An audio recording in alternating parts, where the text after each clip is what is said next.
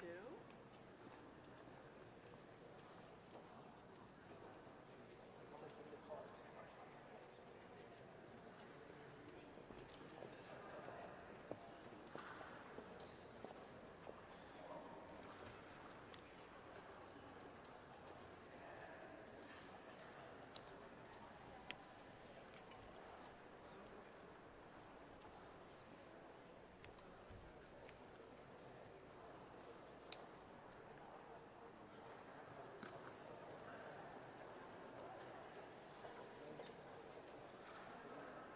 You go by James or Jim? Oh, never Jim. No? Kid nuts. Don't like that, huh? Oh, no. James, all day. And you? Brad. What is the alternate to Brad? Well, it's Bradley. Bradley. Okay. Yeah. You don't like Bradley? No, that's what I was born with. Bradley? But you like my Brad? mom used to call me Bradley. Okay. Everyone else calls me Brad. Brad. That's what I prefer. Yeah, they mess with me at work by using that Jim every now and then, but they know that stirs me up. Yeah.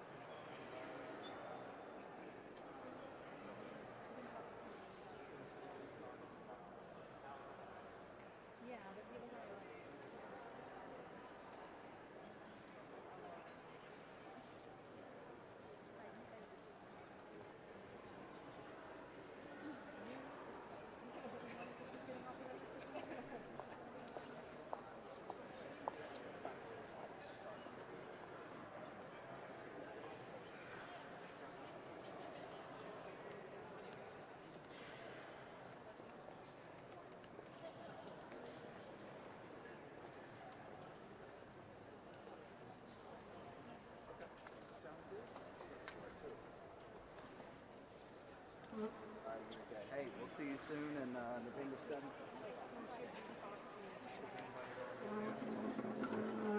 No. That's why I sat down, because it was people shaking. But, you know.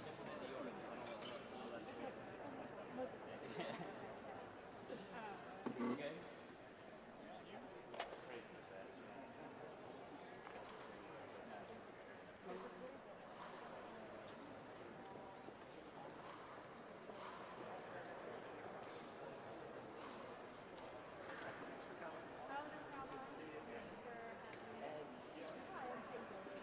yes, thanks for coming. Pleasure to meet you. Don't be a stranger. And you're easier to get. You're easier to get. Same joke.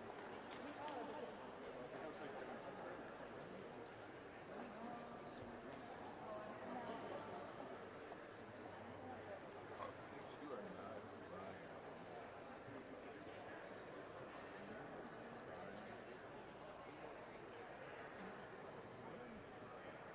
Yeah, hi. This is Brad Markell.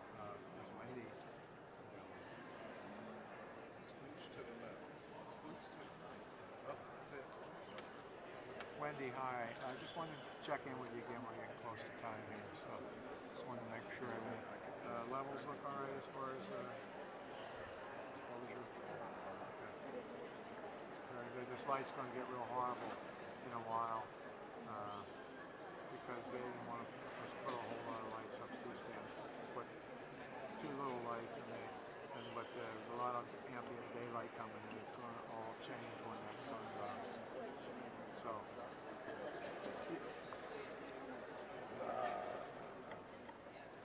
Yeah, no, that's fine. But they still have windows open on both sides, and there's going to be some hot sunlight streaming in here for a little bit yet, but then it's all just going to drop. So, anyway. Yeah. All right. Thank you. Give me a buzz if there's anything you need.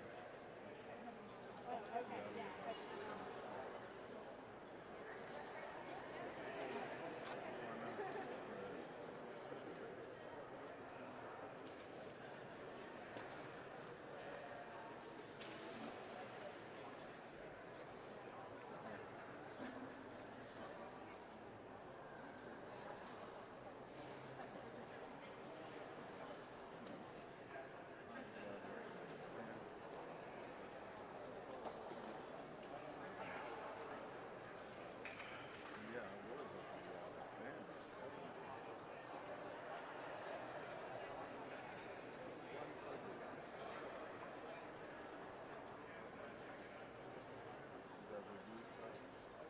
What did he say?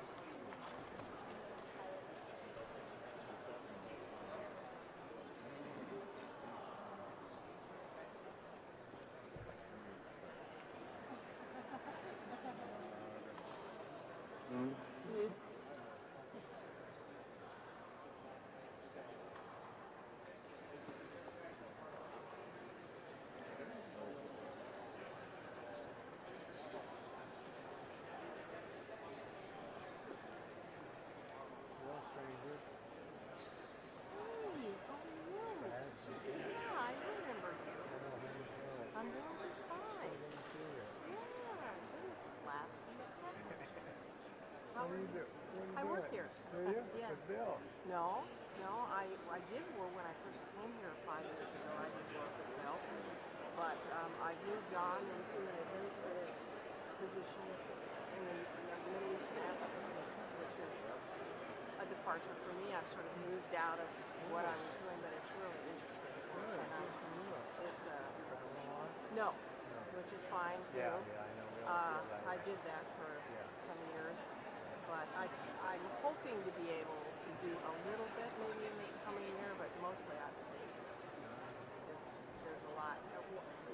do, there's more to do, you know, because we have lots of those. Is this still like civil service?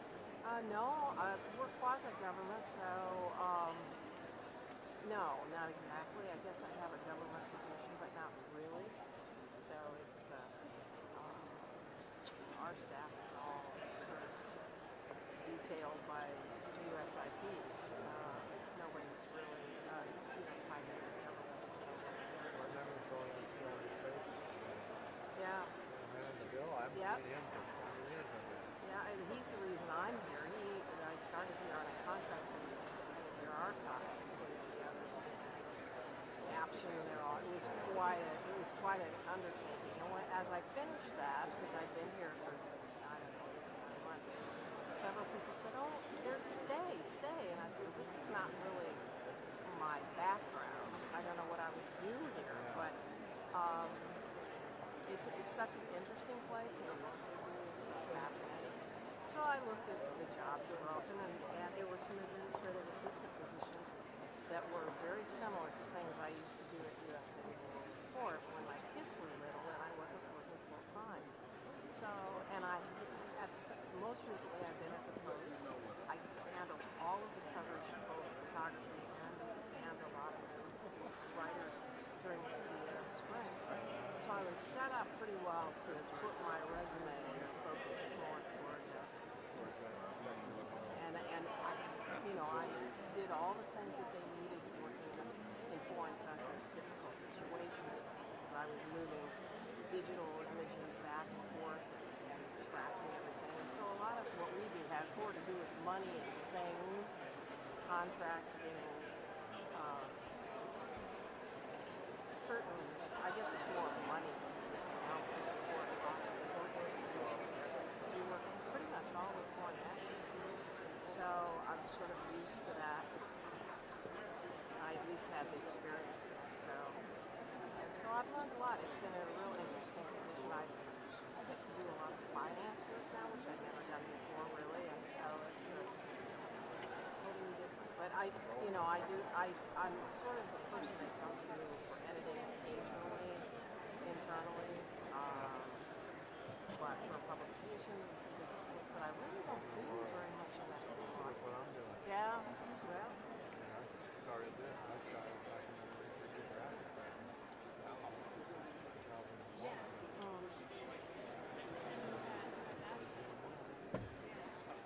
well, you have to kind of grow and move with the profession and what your Yeah, it all skills changed. are. All the skills.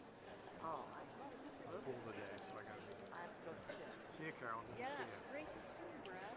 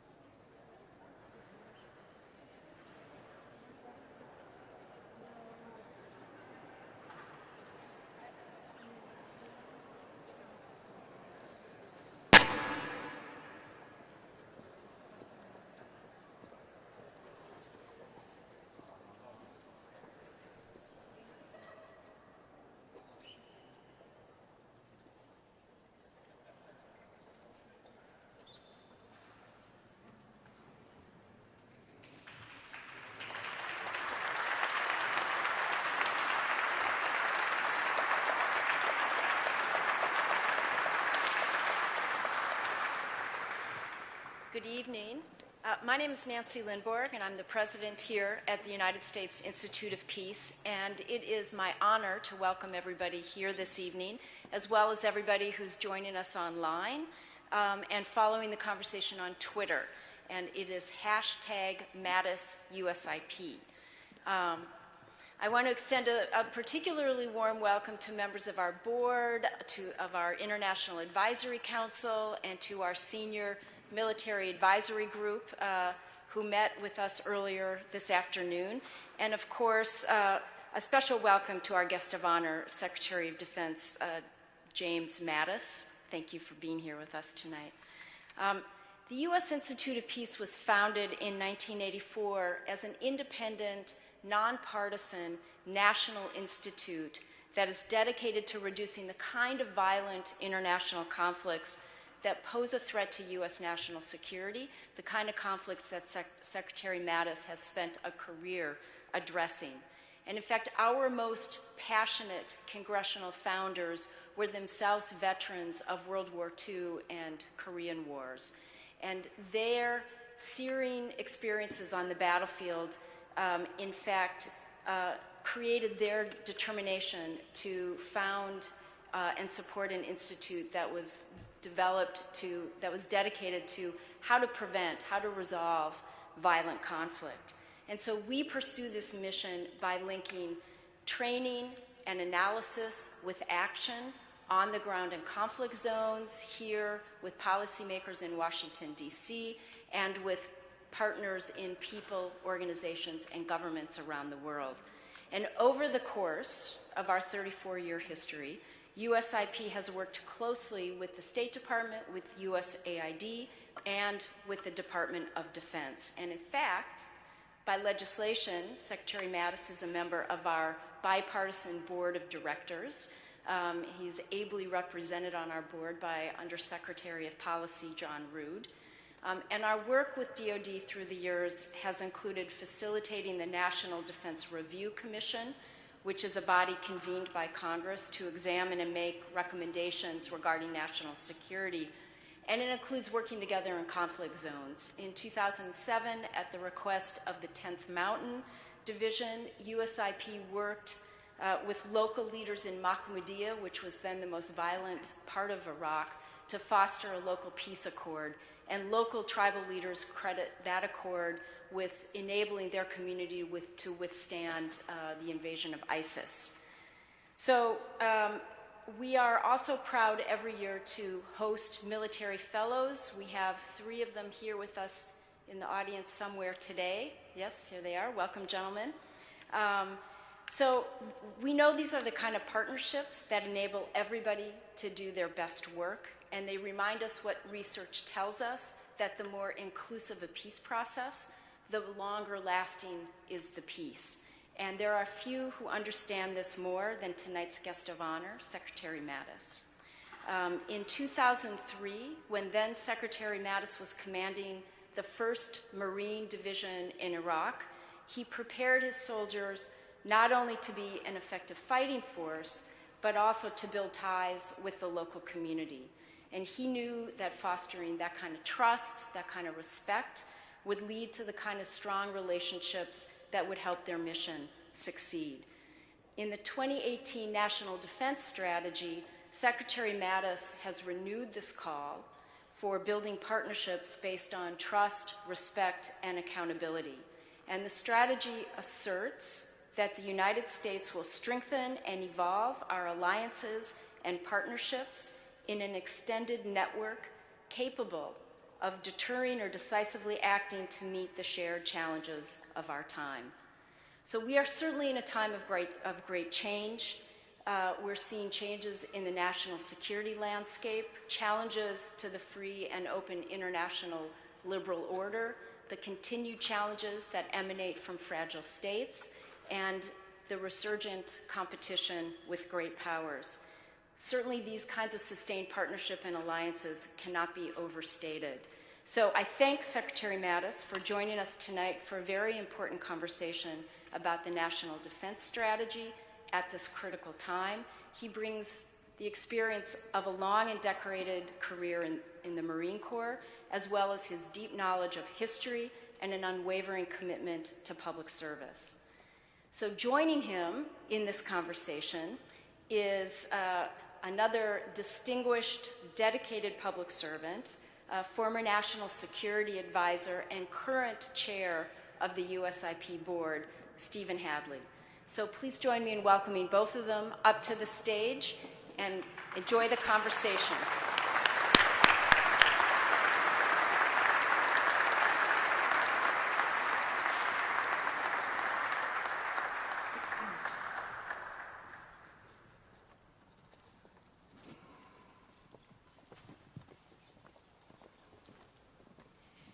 Good evening, everyone. Mr. Secretary, thank you so much for being with us. What we thought we would do is the Secretary and I will have a conversation on some of the issues of the day. We'll probably go about 35 minutes or so. And then probably the last 20 minutes or so, we'll have questions from the audience. The way we'd like to do that is there are 3x5 cards in the audience. Please write your questions on those cards. We'll also take some from the media. They'll be passed up here, and we'll offer them up to you. So we'll try to start on time and end on time. So let me begin with the National Defense Strategy, which if people have not read, they ought to. It is an extraordinary document. It describes the present time as one of global disorder. It talks about the decline of the rules-based international order established at the end of the World War II. And we see that disorder today in the headlines, whether it's about Russia, North Korea, Iran, and in a different way, China. All of which has contributed to what the National Defense Strategy characterizes as the most complex and volatile security environment we have experienced in recent memory. Mr. Secretary, as you survey this landscape, how do you prioritize the challenges to American and global security? And you've talked about alliances as our partner in dealing with those challenges. How do you assess the health of our alliance relations today in order to serve that role? First of all, thanks for doing this, Steve. And President Nancy, it's good to be here. You know the regard that the Department of Defense has for this organization. You have time to reflect and think, which is unusual in this town. So we really appreciate that. How did we look at the threats in the world? We looked at them really from three different angles. One was power, one was urgency, and one was will. Because we're in a competition of sorts to maintain this world and turn it over, hopefully, in slightly better condition than we received it. In terms of raw power, right now, I look at Russia and the nuclear arsenal they have. I look at their activities over the last 10 years from Georgia and Crimea to the Donetsk Basin to Syria. I can go on and on and on.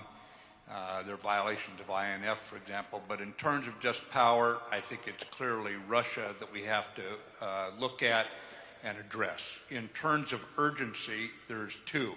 One is the current fight against the violent extremists. For example, the Defeat ISIS coalition is 70 nations plus 4 international organizations working on that fight that is ongoing. We must continue that character of warfare that is very unusual. We call it irregular. But at the same time, in terms of urgency, is the DPRK, the North Korea nuclear and missile programs that are clearly a violation of international sanctions, are clearly a threat to peace and stability. In terms of will, clearly it's China.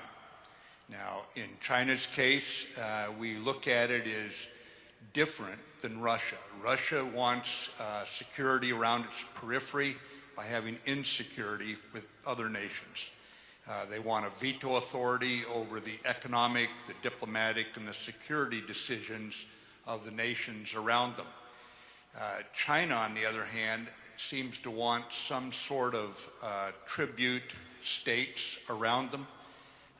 We are looking for how do we work with China. I think that 15 years from now, we will be remembered most for how did we set the conditions for a positive relationship with China. And in that regard, we look for where we can cooperate, and we will cooperate where we can. You see that in unanimous Security Council resolutions on denuclearization of the Korean Peninsula, but we will confront them where we must. For example, freedom of navigation in international waters and that sort of thing. I've met with my counterpart both in Beijing and in Singapore 10 days ago, and he will be here a week from now to continue that dialogue as we sort it out. So how do we look at our real strengths here? Our real strengths are the network of alliances and partnerships around the world. And in that regard, quietly below the radar of what is often in the public domain, I'll just run through what I've done in the last 30 days. In the first week of October, I was at Nato, our most important alliance, 29 nations that work together. Every one of them has its own interests, its own perspective, but at the end of the day, NATO is stronger than ever in terms of 27 nations clearly raising their defense expenditures, nations that were aligned with us when I rolled out the nuclear posture review. I can go on. It's a strong alliance, and it's getting stronger. My next trip was down to Cancun, where I met with the Latin American, South America, Central America, Mexico ministers of defense. I look back on 2017, I thought that was a pretty crummy year for democracy around the world. Not so in South America, not so in Central America, not so in Mexico. Imperfect it may be, full of economic headwinds. Clearly the American appetite for drugs and European is dumping a lot of money in that corrodes their institutions. But democracy is alive and well. They're holding elections. They don't know who's going to win. That's the way it should be in a democracy. And it's going well down there. First time I heard my position described as being minister, you'll love this, President Nancy, Minister of Peace, not Minister of Defense. And then I just got back went out to Singapore, met with ASEAN 2 weeks ago, where we are welcome, where many nations in private will tell us why they need us engaged out there because they're concerned about what China is doing and the piling of massive debt, to quote Prime Minister Modi, on nations that they know, China knows cannot repay it. And then you see what happened in Sri Lanka, where they lost sovereignty over their own harbor. And one of those issues I'll be talking, obviously, with my counterpart about here in Washington shortly. And then 2 days ago, I got back from the Manama Dialogue in the Middle East, where we were talking about how we move forward on a security architecture that maintains peace, or what passes for peace right now in the Middle East, and restores peace in several key areas, Yemen being foremost, obviously Syria moving towards the Geneva process against Russia's example, frankly. But we're at least all on the same sheet of music about it. So there's a quick rundown on how I see the threats and what we're doing with the alliances and partnerships. Thank you, Mr. Secretary. Let me shift to another problem, which is, I know, on your agenda. Congress charged the USIP to convene a task force on extremism in fragile states to try to address the root causes of violent extremism, a big task, needless to say. In its recently published interim report, the task force noted that the time is right to adopt what the 2004 9/11 Commission called a preventive strategy that is as much or more political as it is military. How do you see the military's role in a strategy for dealing with violent extremism where non-kinetic measures focused on strengthening fragile states and building resilience are the priority? Yeah, as we look back over these difficult years, we just recognized the anniversary, the 35th anniversary of the attack on the French paratrooper barracks and the U.S. Marine peacekeeper barracks there in Beirut 35 years ago last week. And you look at what has happened since that time, you recognize that in most cases, the breeding ground for this is not something that can be addressed by the military. Our general view is that State Department has the lead with AID, and we lead with ideas, we lead with the example of our own country, and we work with like-minded nations in this regard.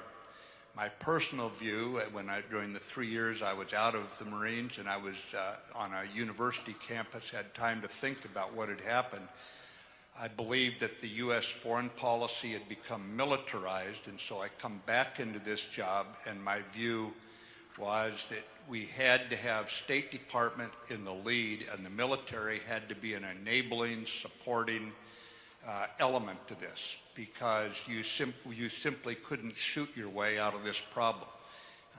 At one point, I was frustrated enough with some aspects of State Department's budget that in my testimony I said, if you don't fully fund, up on Capitol Hill, my testimony, if you don't fully fund the State Department, please buy more ammunition for me because I'm going to need it.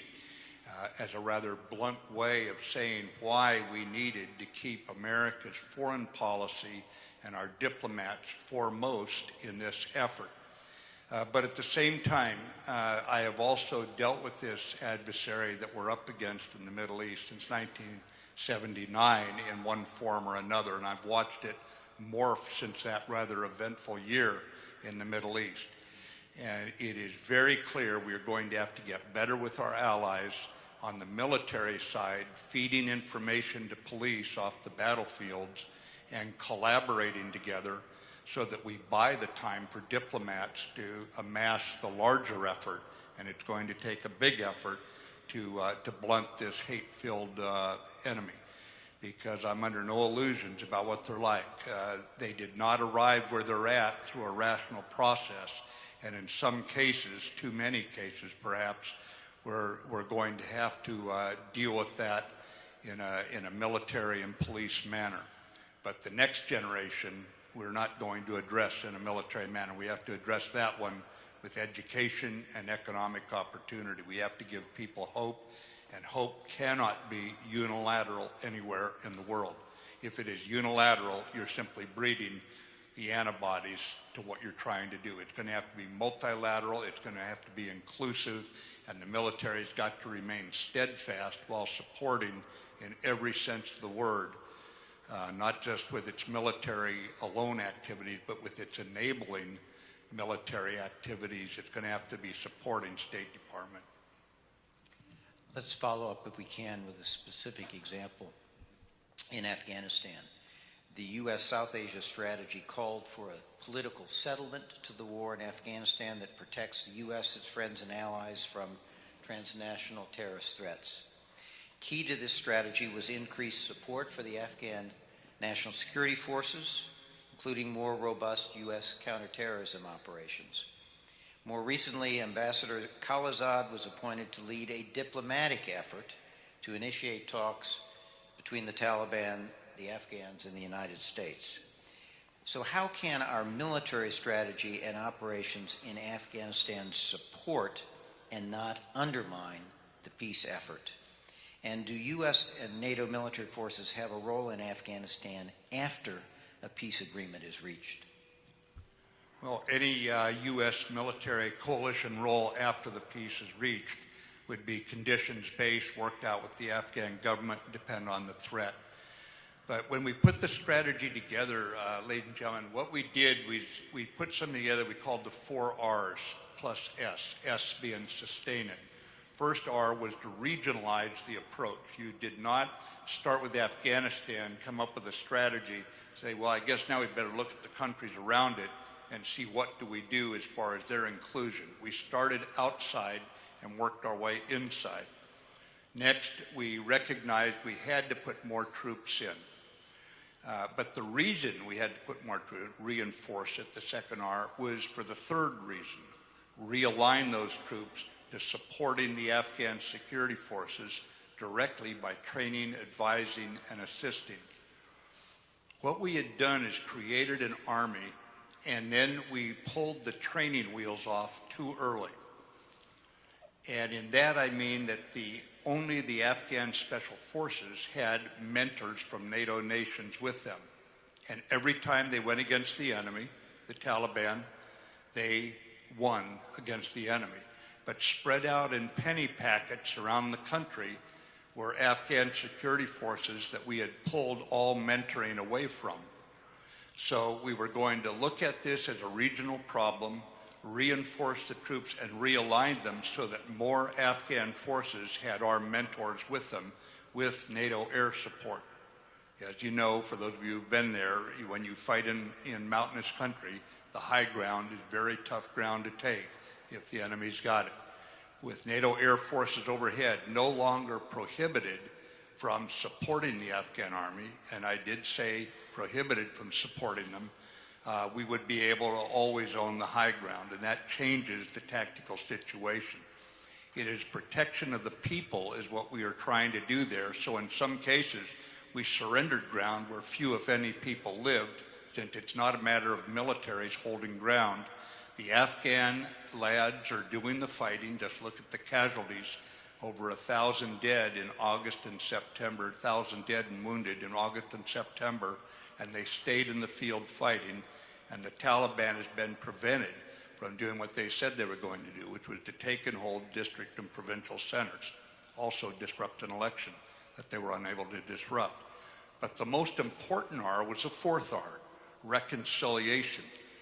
And on that, you saw Ambassador Khalilzad has been presented with the portfolio. He's working it. As those of you who know him, he's a force of nature. And he is hard at work on this, on an Afghan-led, Afghan-owned peace and reconciliation effort. So this is the approach we're trying to sustain right now. It is working from our perspective. What is heartbreakingly difficult to accept is that progress and violence can be going on at the same time. And I understand those who are disheartened by this, but we never thought in the military this was going to be an easy job. But we are there because if we want to protect ourselves from what happened on 9/11 and so many other countries, this is worthwhile. So that's where we're at right now. The president, when he put this forward, I can guarantee you that he challenged every assumption, he challenged every sentence, he challenged every aspect of what we were going to commit to, and it was a very robust discussion in every sense of the word. As allies realized we were going to stay, what had dropped from 50 nations in the fight to 39 has now reversed. We're back to 41. By the way, the two nations that rejoined are both Muslim, Arab Muslim nations.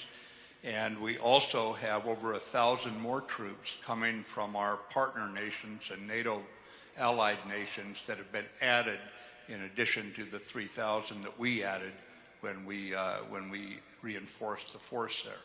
So right now, that's the way we're going forward, but the goal is reconciliation. And Ambassador Khalilzad has been a very welcome addition to the campaign. I want to switch to Syria, if we can. USIP has been advising the 10th Mountain Division during its missions in Iraq and Syria over the past year, as the United States and its coalition partners seek to decisively defeat ISIS and prevent its reemergence. We also see in Syria a despotic regime, sectarian strife, humanitarian disaster, and great power competition in terms of Russia, and of course Iran as well. In February of this year, U.S. forces found themselves in a firefight with Russian contractors that left as many as 300 Russians killed and wounded. How do we sort out and how do we think about complexity of this sort? And what are the lessons learned from how to confront challenges in non-state actors like ISIS in fragile states while meeting the threat from great power competition at the same time? And how do we operationalize deeper cooperation, as you talked about, among our diplomatic, defense, and development establishments to respond to these complex conflict situations? Well, no one said this is going to be an easy evening, you know? But this is a tragedy that has grown beyond my ability to articulate it. I've seen the refugees in the refugee camps, and I've seen refugees in Bosnia. I've seen them in Southeast Asia. I've seen them in Africa. I have never seen refugees as traumatized as coming out of Syria. Not even close.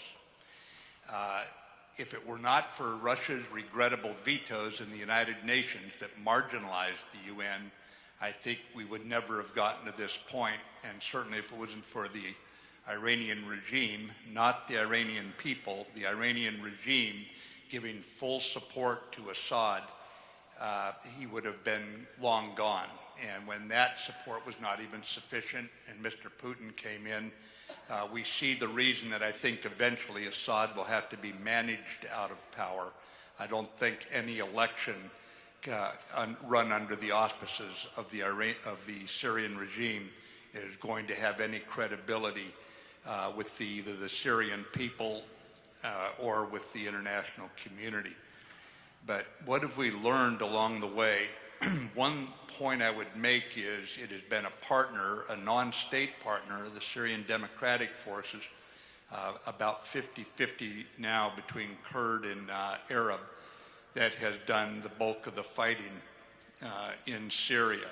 Remember that at the same time the Iraqi security forces and popular militias were fighting in Iraq. When we came into office with the administration, we reviewed the situation and determined that we would have to change what was going on. I had gone early to Nato and sat down there in Brussels with my counterparts, talking about a host of issues in Syria, Iraq, and ISIS loomed large.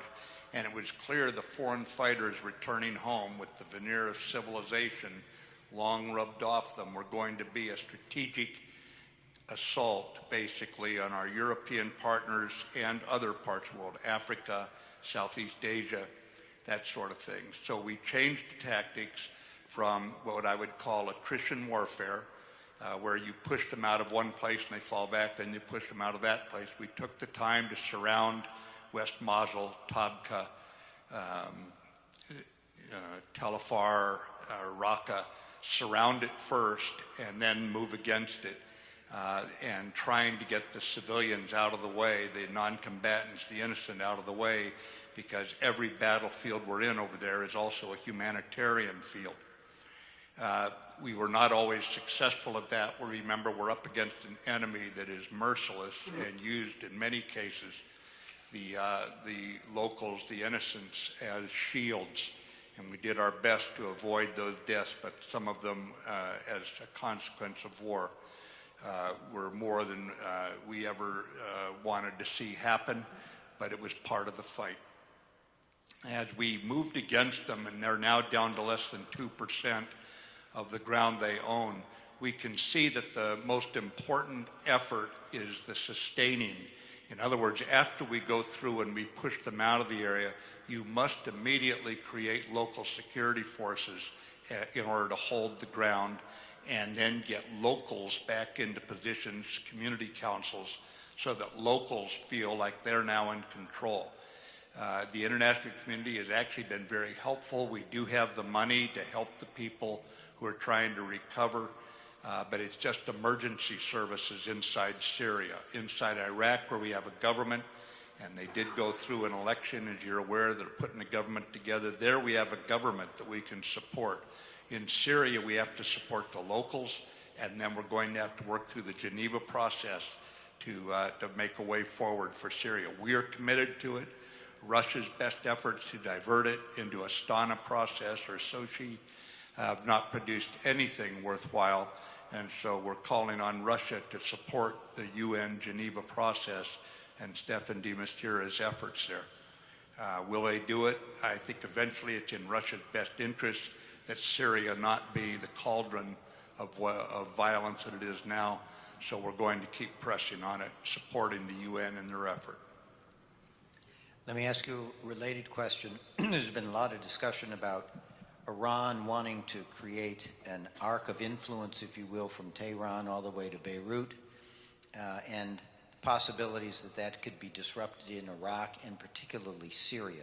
Could you say a little bit about what we're doing to counter Iranian influence in Syria and to frustrate their ability to establish this kind of strategic arc? Well, our authority to be in Syria right now is clearly on the Defeat ISIS campaign. That is the authority I have from the President. That's the authority of the Congress under the authorization for the use of military force.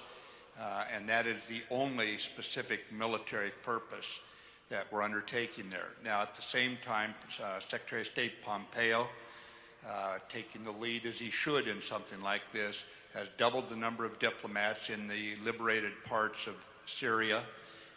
Brett McGurk has been magnificent at orchestrating the international coalition, including the funding for the emergency services, and that continues to go on.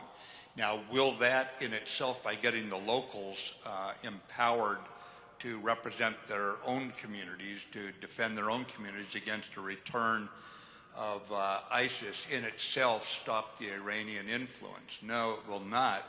But that is where the Geneva process comes in to say, Iran, you have no business in Syria. You've not been helpful there.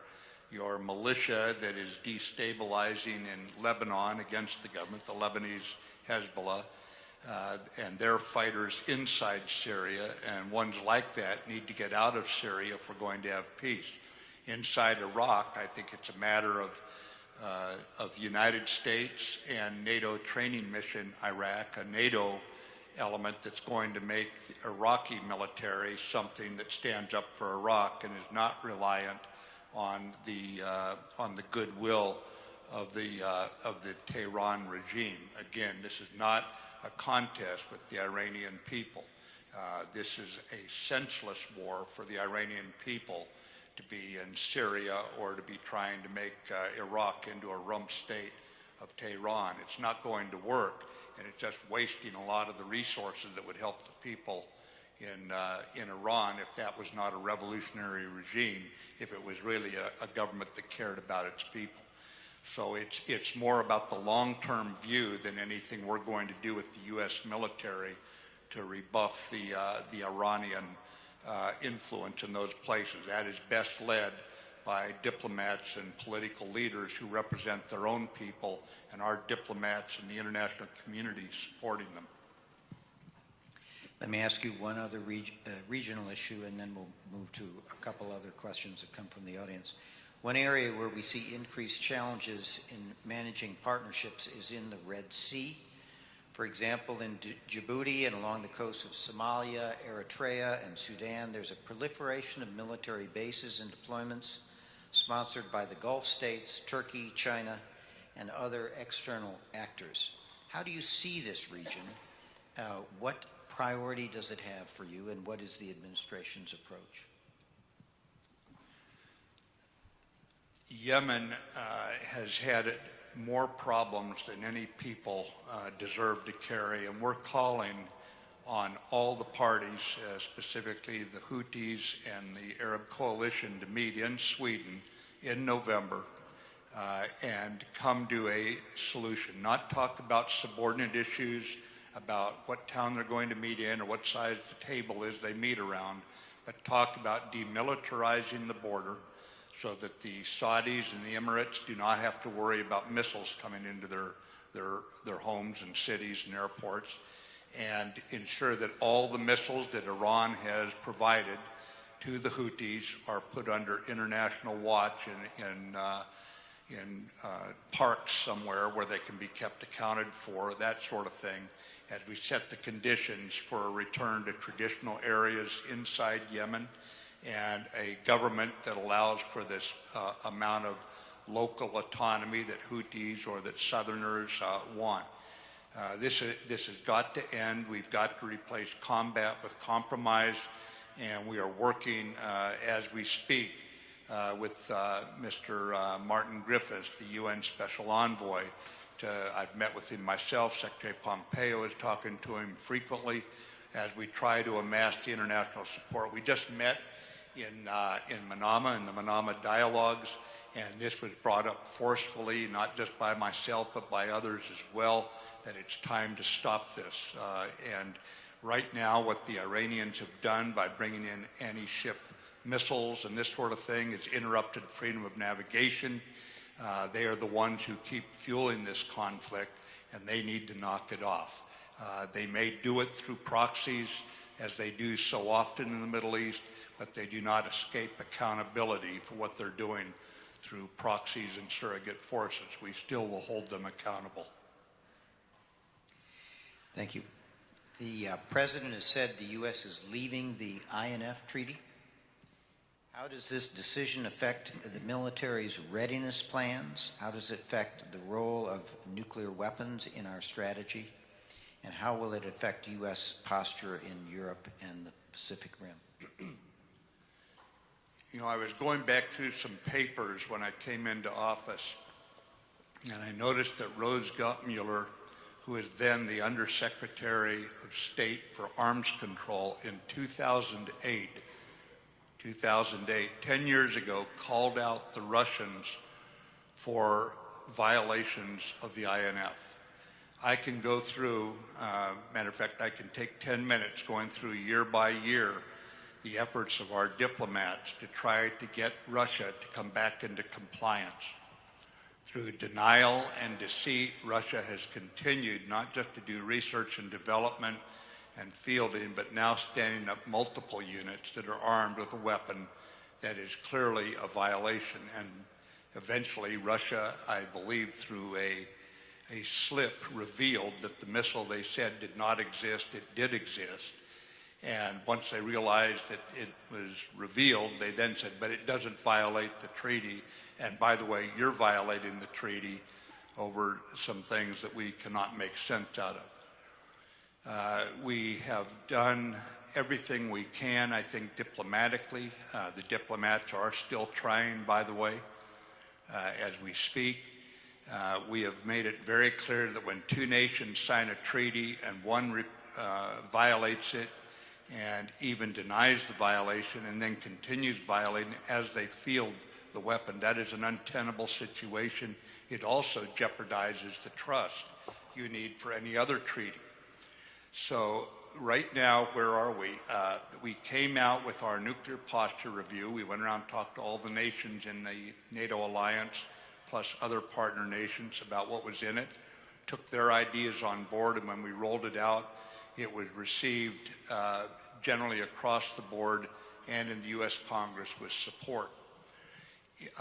As far as the INF as a follow-on issue, we have briefed the NATO Council and the Nuclear Council in NATO more than once. We have had detailed briefs by our technical experts, and my last time there here a few weeks ago, I said, if any of you have any advice, please send it to me. I want to know what options you can find, because the only ones I see are highly unpalatable. So where are we right now? The National Security Advisor carried the concern directly into Moscow. Secretary Pompeo is engaged with his foreign minister counterparts, and NATO, the foreign minister meeting goes, I think it's December 4th, and this will be, I'm sure, a front and center topic. I was just in Prague day before yesterday, and I met with two of our NATO nations ministers there. I met with two other NATO nations when I was in Manama last Saturday, and we are doing everything we can to try to find any option. And if any of you have any good ideas, please send me an email. It seems like every nut in America has my email address. I'm sure you can find it, and send it to me. I don't think this is the military. This is the U.S. military. We belong to you. We're accountable to you. If you have any ideas, please send them. And that goes for our allied officers in this room as well. I don't think all the great ideas come from the country with the most aircraft carriers. If you have ideas, please tell me what you recommend. But we will continue to collaborate very, very closely with our allies and consult with them. And that's both through the ministers of defense and the ministers of foreign affairs. What does it do to us in terms of military terms? I don't want to go into too much detail, but there are options, both symmetric and asymmetric, that are available. So I am not committing to anything right now. That's a grave decision that the President will take counsel from all of us, and it will be up to President Trump. His views on nuclear weapons, I think, are pretty well known, that he hates them, and we'll be working this issue with him. Thank you. This is a question from our audience. Currently, I see competitors and adversaries relying on illicit trade, influence, and messaging to win their national goals without military conflict. How do you see DoD and the U.S. government competing and winning in this very different age? Illicit trade, influence, and messaging. Yeah. First of all, I have an organization that's probably got 95% of our cyber capability in the U.S. government, called U.S. Cyber Command, obviously. And the number one mission that U.S. Cyber Command has right now is the protection of our election infrastructure and blocking or aiding the blocking and identification and blocking of the influence campaign. So we reveal, obviously, a lot of this information. We keep track of it. We work with private internet providers, content providers. You know their names. And we alert them via the FBI, the police, the law enforcement effort.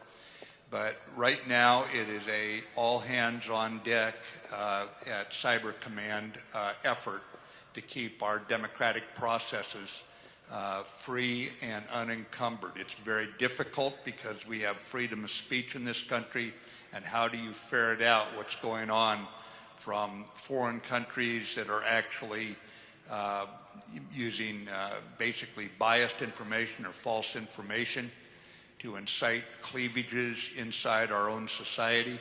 It's going to take an informed electorate in order to maintain this. This is not something that the military does alone, but certainly the military has an obligation to protect the country from that sort of thing and to alert the FBI and the Department of Homeland Security when we see it coming. So we're working hard at it, but it's an area that we have got to balance our constitutional freedoms and not inhibit those, even as we try to maintain the integrity of the election and of the campaigners' messages, so they're not having their message misconstrued by others.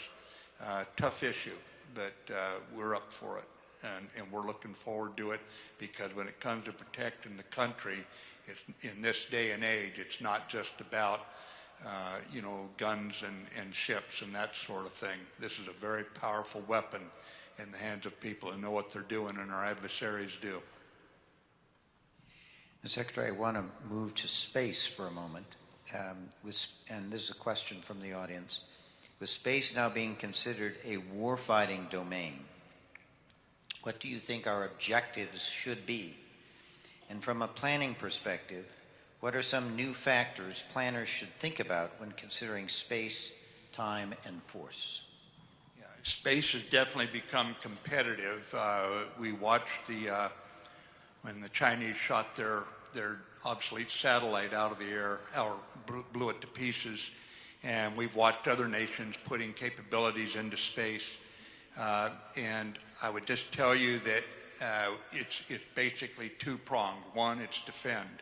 We have to defend what we have in outer space that is used for navigation, communication, peaceful purposes, commerce, banking, all these kind of things. And military intelligence, surveillance satellites. We're going to have to put satellites up that can be defended or can be resilient against attack, resistant to attack, or can be replaced swiftly, that sort of thing. So we're going to have to defend what we have. But also, we're going to have to be prepared to use offensive weapons in space should someone decide to militarize it and go on the offensive. You cannot simply play defense. No sport in the world, competitive sport in the world, can just play defense and win. And this is not an area that we want to be second place in. So the points I would make are that first, that we're going to need some sort of I would call it, concept of how we're going to conduct ourselves in space. That's all of us internationally. What are we going to do? Then we're going to have to recognize if nations are not willing to live by those rules, such as we've seen on this planet down here below, we're going to have the ability to defend and the ability to do offense. In that regard, the President has been very clear that he wants to organize accordingly. So what we will do is put together a command that can compete in space on whatever level an adversary wants to compete, chooses to compete. And then we're going to ensure that we go to Congress with how we believe we can best organize, not for a bureaucracy, but for the capabilities the President and the Vice President have rightly directed that we have, so we don't surrender what we do in space, using space for commerce or navigation or anything else. It's critical to our economy, it's critical to our way of life now. We've grown reliant on it.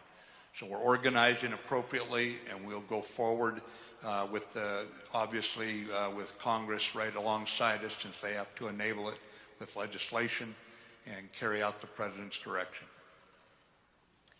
If you did not see it, the Secretary had some very interesting remarks at the Manama Dialogue in Bahrain about Yemen, about the killing of Khashoggi.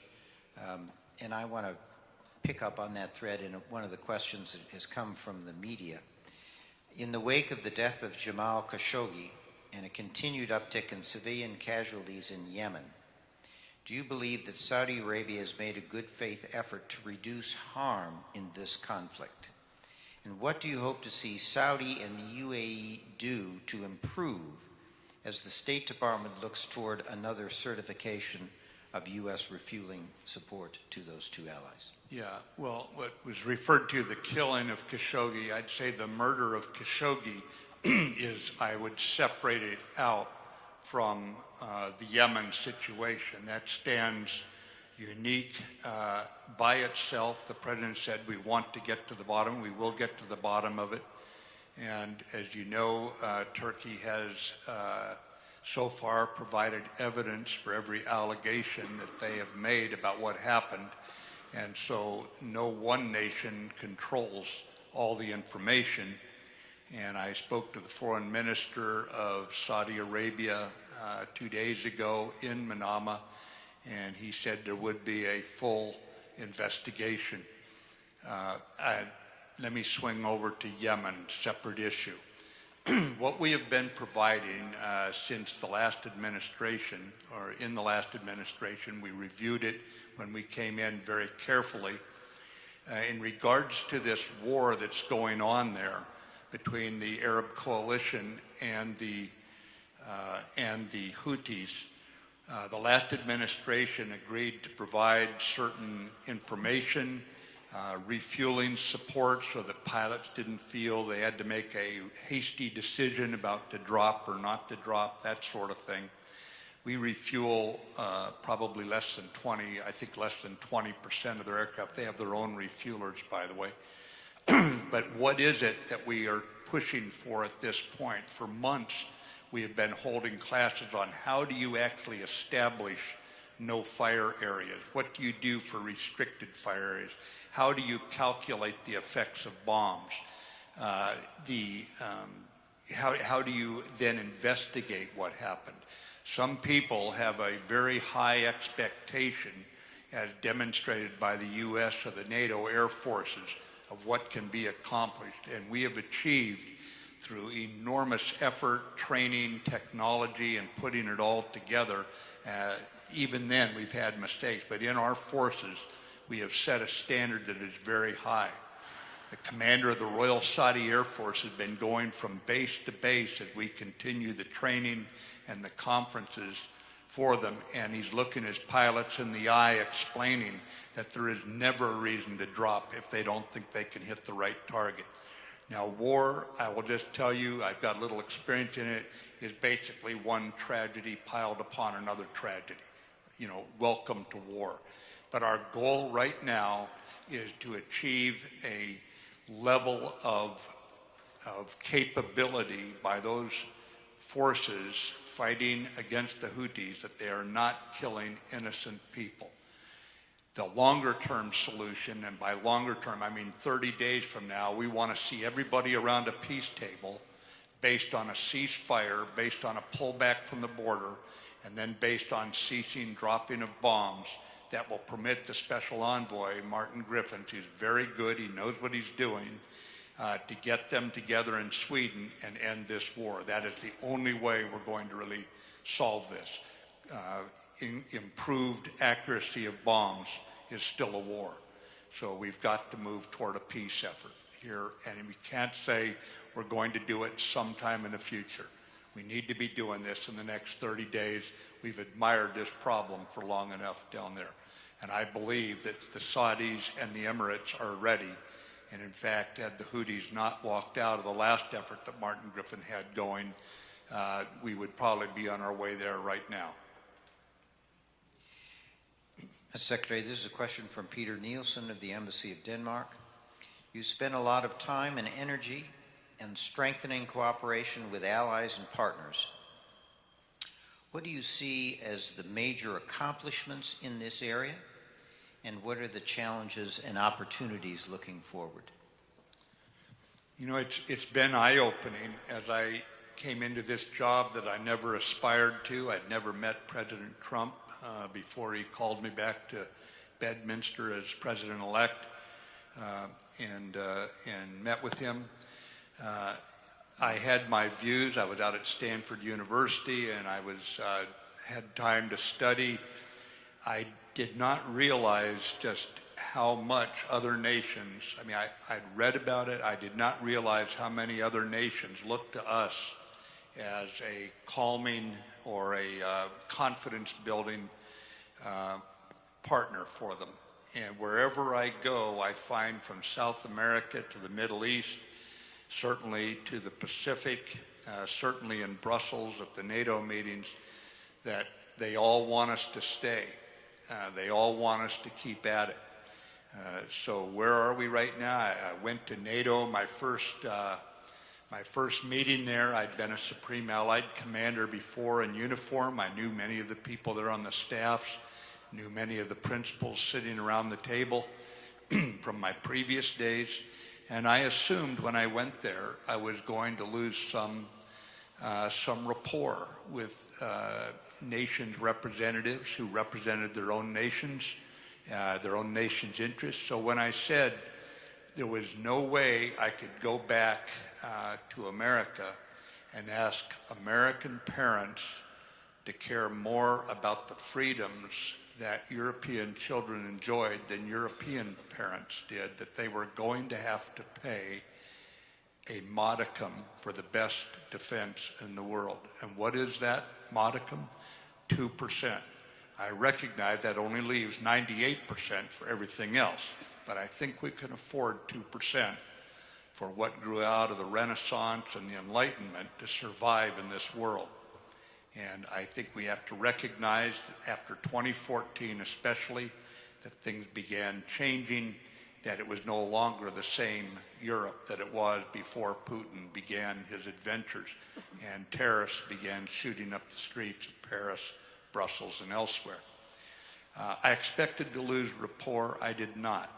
Now, ladies and gentlemen, I'd heard this first when I sat behind Secretary Perry when I was his executive secretary in 1990, Rudy, what was it, back in the last millennium, 1997, I think. I'd first heard him say that you have got to be paying more. We cannot continue to carry this. So I heard it also from Secretary Cohen. I heard it from Secretary Rumsfeld. I heard it from Secretary Gates as a 4-star when I was a NATO Supreme Commander. This was not a new message. The difference was the extremely strong statement of the President that it had gone on long enough. And I was trying to think of how to put it to our allies where it was not adversarial. It's not about being adversarial or antagonistic. And I was coming out of Denver on my way east to go through Senate confirmation. And you've all heard it 100 times. You know what I'm going to say. The stewardess got up and she said, in the event we lose cabin pressure, the masks will drop. Put your own mask on first and then help those around you. What I would call this is when we talk about America first, it's not America alone. We are trying to get our own economic house in order, our own fiscal house in order. We're putting our own mask on first so we can help those around us. We are not a worthy ally. We are not a worthy partner for you allies in the audience if we are not on a fiscally sustainable, economically vibrant path, because no nation has maintained its military wherewithal that didn't keep its economic and fiscal house in order. So that's the approach we're taking.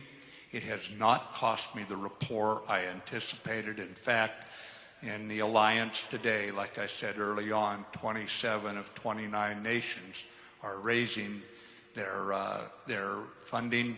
And in fact, all 29, if you look at the overall, what they account for in terms of defense spending, all 29 today are raising the amount of money they commit to defense. So I'm relatively optimistic about where we're at right now with allies, with NATO being, I think, a very representative example of where we're at. Hasn't been easy, been a lot of strong words, but that's what democracies do with each other. They stand up and say where they stand. At the end of the day, though, we are together 100% when it comes to putting German battalion into the Lithuanian forest, and a dozen other NATO nations are there under the German lieutenant colonel's command, who is serving under the Lithuanian brigade commander's command. You can see NATO working from the front edge of the Baltics all the way back to Brussels and in the nation's capitals. I went on a little bit of length, but you can see I only have 3 lines of effort. Make the U.S. military more lethal, build stronger partnerships with our partners and allies, and reform how the Defense Department does business, so I can look you all in the eye and say we're spending your money properly and we're getting more lethal out of it. And I would just tell you in that regard, for the first time in 70 years, we're having an audit done of the U.S. Department of Defense, so I can look you in the eye and say, in the midst of all this, we're not taking your money and flushing it down the drain. We're going to find a lot of problems in that audit. We're going to we're going to tell you about them. We're going to fix every one. Mr. Secretary, I want to ask a last question. And thank God. It's been quite a tour of the world, and we thank you for the time. And I want to suggest maybe a 4th line of effort, because when you've talked about Syria and Iraq and Afghanistan, Yemen, and the issue of fragile states we talked about earlier, there are a lot of people who say that if you're going to deal with those kinds of problems, you need, yes, defense, but you need development, you need diplomacy, some would say you need democracy, but in any event, you need some kind of good governance. So are we adequately resourcing all elements of that Pentateuch, if you will? And how are we doing within the government about coordinating all of these so that we can apply them against the challenges that we see in fragile states that are so often a source of conflict? Well, we can always coordinate inside the government better. As we look back in history from that nasty argument with King George III, we decided to set up a government that could never be a king over us. It would not be efficient. And we set it up intentionally that 3 different branches of government would be co-equal and compete, and one of them had a bicameral legislature just to add a little more fuel to the fire. So for those of you who are our allies, partners in the room, who we frustrate often, I will just tell you we are accomplishing the very purpose of our founding fathers, because we frustrate ourselves even more. So we can always collaborate better. One thing that Bob Gates, when he was Secretary of Defense, Dr. Gates used to say to us, the only thing that allows government to work at the top levels is the trusted personal relations between those at the top. And for all you young people in the audience who wonder sometimes about going to work in the government, if you put others first, if you decide to go into government, don't forget what Dr. Gates said, a longtime civil servant. because we can make this experiment in democracy work, but we're going to have to work together on it. And we need young people to come in to do it. We can always collaborate better, and a spirit of collaboration has always got to be there if we're going to make it work. I don't know, when you said, are we providing enough in development funds? You know, in Germany, they have to provide for every dollar that goes into national defense, they have to provide $1 to development funds. In Norway, they have very robust efforts to teach good governance and reward it with development money. It's a very disciplined process. My point is, one of the reasons we need allies in this world, it's very simple in history. Nations with allies thrive, nations without them die. Our allies have many of these issues worked out in a much more coherent manner because their programs are developed from the ground up in a much more, I would call it, less complex government than we have, and a smaller government, so it's easier for them to apply their resources in areas that we can come in and reinforce what they're doing.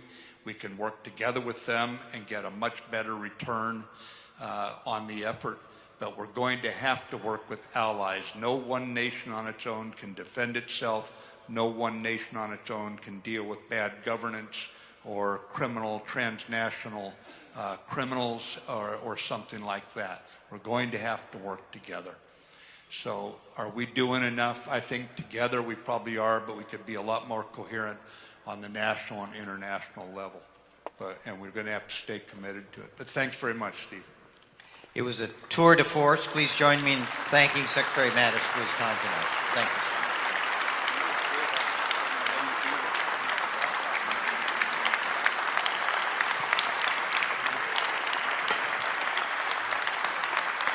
Ladies and gentlemen, please remain seated until the official party departs.